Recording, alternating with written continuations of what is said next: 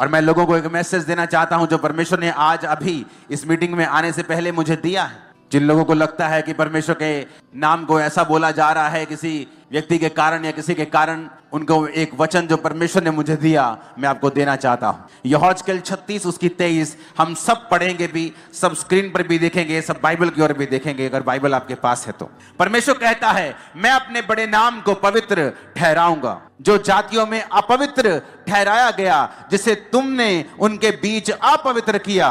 और जब मैं उनकी दृष्टि में तुम्हारे बीच पवित्र ठहरूंगा, तब वे जातियां जान लेंगी कि मैं यहोवा हूं। परमेश्वर यहोवा की यही वाणी है।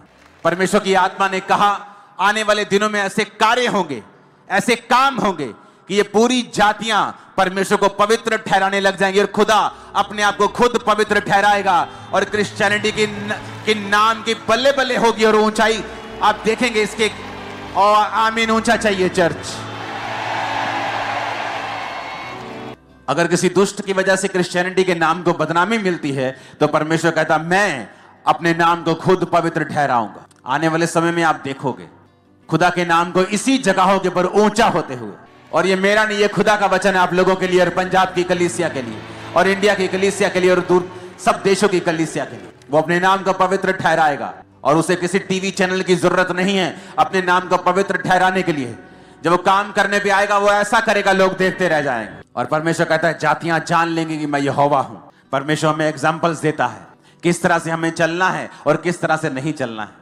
इसलिए बाइबल में जब भी आप देखेंगे तो परमेश्वर के जो लोग थे उनकी गलती को छुपाया नहीं गया है। ये नहीं कि अगर दाऊद ने व्यभिचार किया तो उसकी गलती को छुपा दिया कि दाऊद ने नहीं किया। परमेश्वर ने बताया कि दाऊद ने व्यभिचार किया और उसकी वजह से दाऊद को मुसीबतें सहनी पड़ी, उसके घर में तलवार चली, दाऊद को फिर नंगे पांव वहीं भागना पड़ा जहां से उसने शुरुआत की थी। दाऊद ने कहां से शुरुआत की थी? उन्हीं पहाड़ों में जहां वो अपने पिता की थोड़ी सी भेड़ बकरियों को चराता था, नंगे पांव रहता था, धूप में, पाले में, औस में रहता था।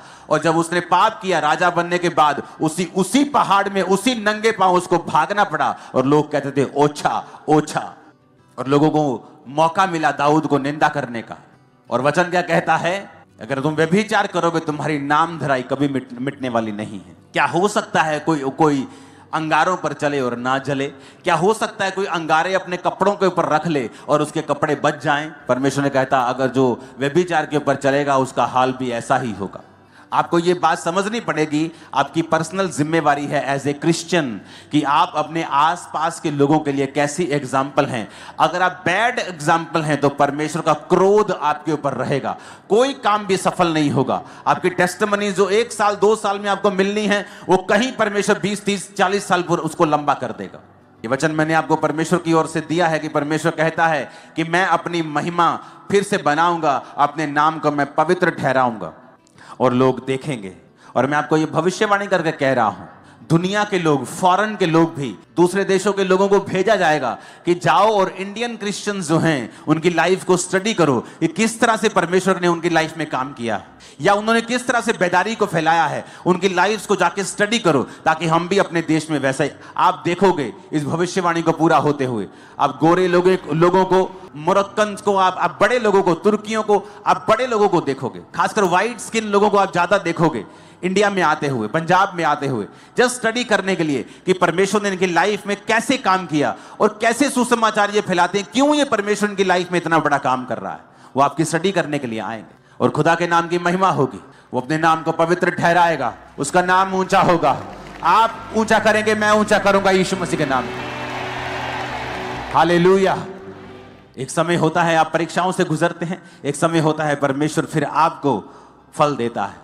लेकिन आप ये मेक श्योर करें कि आपकी परीक्षा आपके पाप की वजह से ना हो, आपकी परीक्षा आपके बढ़ने के लिए हो, वो परमेश्वर की ओर से हो, शैतान की ओर से ना हो। अपने मन से बात करो धीरे धीरे शब्दों में कि आज से मैं परमेश्वर की जिम्मेवारी लूंगा और मैं खुदा के नाम को महिमा दूंगा। एक भी कर्म नहीं ऐसा करूंगा कि परमेश्वर के नाम को निंदा मिले। मैं और मेरा घराना हम मिलकर परमेश्वर की सेवा करेंगे। आमीन। ऊंचा ये आशीष हमारी है।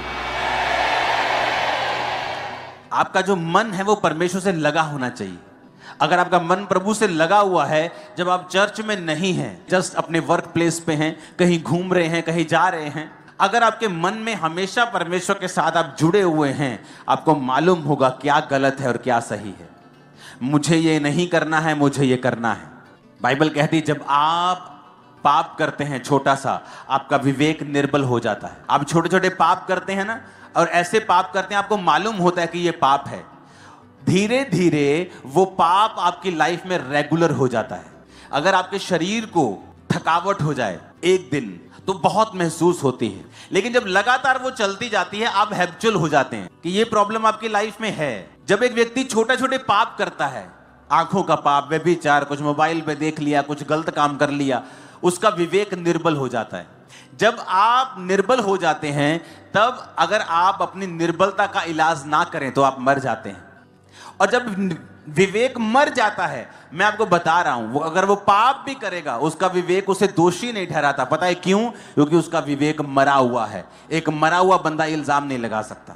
जब पाप कर करके विवेक को खत्म ही कर लिया, विवेक मार ही लिया, तो विवेक दोषी क्यों ठहराएगा फिर आपको? आप प्रभु में सही चल रहे होते हैं, आप कुछ गलत करते हैं, हल्का सा भी आपके अंदर गिल्टी की भावना आती है। चाहे आप थोड़ा सा डांट भी नहीं किसी, आपके अंदर गिल्टी की भावना आती है, गिल्टी फील होता है। लेकिन कईयों को नहीं होता है।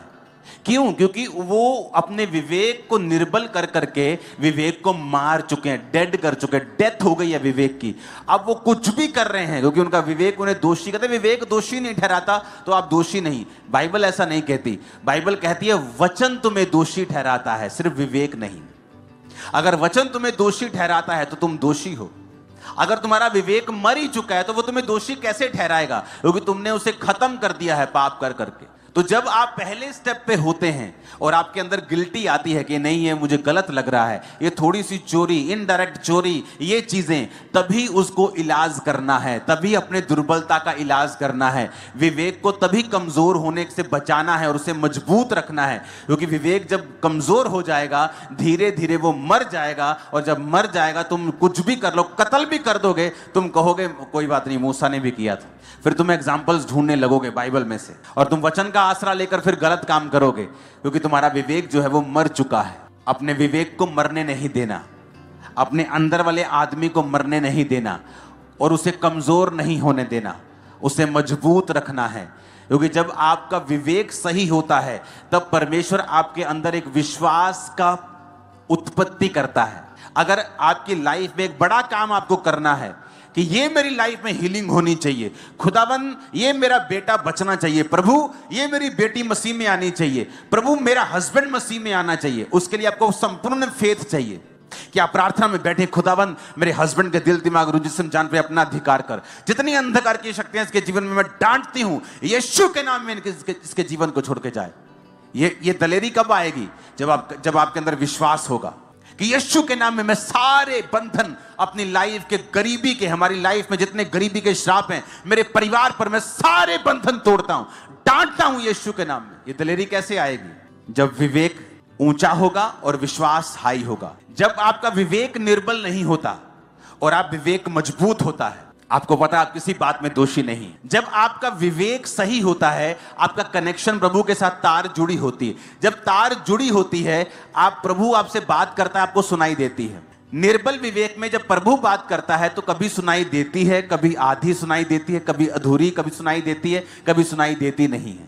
जब विवेक मरा हुआ होता है तो परमेश्वर चिल्ला चिल्ला के भी बात करे, आपको कभी मालूम नहीं होगा कि प्रभु क्या चाहता है। जब विवेक मजबूत होता है, उससे क्या होता है, आपका मन आपको दोषी नहीं पाता। आप जब प्रार्थना करते हैं, प्रभु के सामने जाते हैं, तो आपको एक हियाव होता है कि मैं जो मांग रहा हूं परमेश्वर मुझे देगा। बाइबल का जो विश्वास है आपके अंदर एक अजीब रीति का बन जाता है।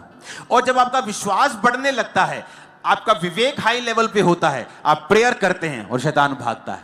कितने मेरी बात को समझ रहे हैं? क्यों? अब आपको मालूम शैतान क्यों आपके विवेक को निर्बल करना चाहता है? ताकि आपका विश्वास कम हो, आपका कनेक्शन कंप्लीट ना हो, आपको प्रभु की आवाज सुनाई ना। आपको मालूम है एक बात, परमेश्वर हर एक जन से बात करता है। जरूरी नहीं वो आपसे कानों में बात करे, लेकिन वो हर एक जन से बात करता है। आपके सर्कमस्टेंसेस के द्वारा, वर्ड के द्वारा, आपके परमेश्वर के दास के द्वारा, किसी भी माध्यम के द्वारा आपसे वो बात करता है। अगर आपका विवेक निर्बल नहीं है, अगर आपका विवेक मरा हुआ नहीं है, आप उसकी बात को झट समझ जाते हैं, चाहे वो 4 साल का बच्चा क्यों ना हो, कि ये बात मुझे परमेश्वर ने बोली है। क्योंकि आपका विवेक अगर मजबूत है तो परमेश्वर पत्थर को भी इस्तेमाल कर सकता है, बच्चे को भी कर सकता है, आपके दास को कर सकता है। वो किसी भी चीज को आपको बताने के लिए और बढ़ाने के लिए इस्तेमाल कर सकता है। और शैतान क्या करता है, वो आपको एक छोटा सा पाप देके आपके विवेक को निर्बल करता है और मार देता है, ताकि प्रभु चाहे चिल्लाए भी आपको कभी समझ नहीं आएगी प्रभु क्या चाहता है। अपने विवेक को जीवित रखें और फिर देखें ये जर्नी कितनी एक्साइटमेंट से भरी हुई है, आशीषों से भरी हुई है। सताव है लेकिन बरकतें बहुत बड़ी हैं। परीक्षा है लेकिन महिमा परीक्षा से कहीं अधिक बड़ी है। और सबसे बड़ी बात, अनंत जीवन कहीं अधिक बड़ा है। जहां इस देश के, दुनिया के बड़े बड़े राजे वहां पहुंच नहीं पाएंगे, बड़ी बड़ी पदवियों के ऊपर बैठने वाले उस अनंत जीवन तक नहीं पहुंच पाएंगे जहां आप और मैं पहुंच पाएंगे। तो आपको ये बात समझनी पड़ेगी कि आपके ऊपर एक पर्सनल जिम्मेवारी है परमेश्वर का नाम महिमा देने की, उसके नाम को फैलाने की। आप फेल नहीं हो सकते। मैंने कहा आप फेल नहीं हो सकते।